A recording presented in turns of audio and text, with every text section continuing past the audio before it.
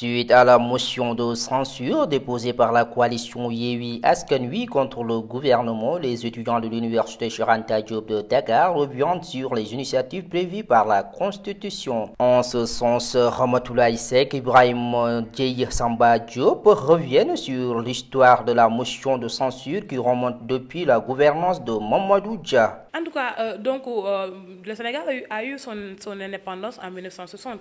Donc, comme nous le savons, par rapport à la motion de censure, d'après l'histoire, donc peut-être qu'après nous allons un peu approfondir, mais nous savons qu'au temps de Mamadou Dia, c'est ce qui lui avait fallu être destitué de son rang de président, entre autres. Maintenant, l'histoire se suit. Il s'avère que dans la Constitution, donc si on est dans un régime présidentiel, donc là, il n'y a pas de pouvoir. Mais ici, on est dans un régime non présidentiel. Donc le pouvoir parlementaire, comme le gouvernement, ont la possibilité de faire dissoudre l'un comme l'autre. Maintenant, selon les dispositions de la Constitution, mais aussi du règlement intérieur de l'Assemblée nationale, donc eux, ils ont cette prérogative de déposer cette motion de censure au niveau du président de l'Assemblée nationale, afin que ceci, avec le bureau qui le compose, puisse étudier cette motion, et ensuite voir dans les possibilités avec les parlementaires, bien sûr, voir si ceci sera acté ou pas. C'est autorisé par la Constitution. Donc c'est la Constitution qui nous donne cette prérogative aux députés d'introduire des motions de censure s'il y a crise ministérielle au bout de 18 mois pour renverser le gouvernement d'un pays. C'est un phénomène ou bien un acte qui nous vient de l'Angleterre en 1972, si je ne m'abuse, avec la Magna Carta. C'était une forme que on voulait éviter. Le Parlement voulait un certain écart de l'adhésion de certaines mesures concernant le ministre et le roi.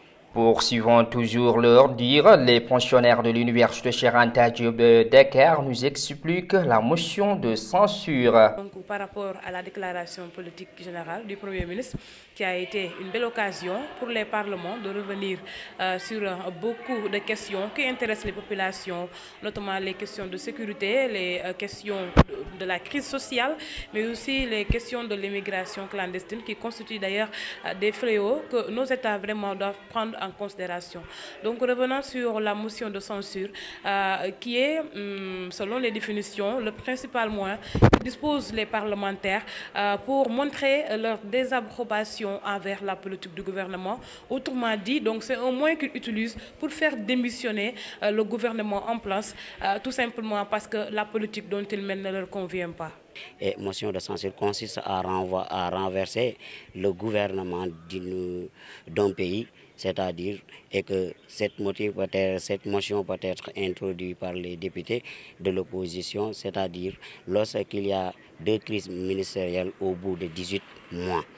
Donc par une partie des députés peut l'introduire. Et qu'au Sénégal, ce n'est pas la première fois qu'on assiste à ça, qu'on assiste à des motions de censure, parce que sous l'ère de Mamadou Dia et Senghor, il y avait cette motion de censure pour renverser le gouvernement de Senghor, et que ça n'avait pas abouti, si ma mémoire est bonne. C'est ça que je peux vous dire sur la motion de censure. Donc s'il est introduit, l'Assemblée nationale a 3 jours pour statuer et pour convoquer les députés à la séance plénière.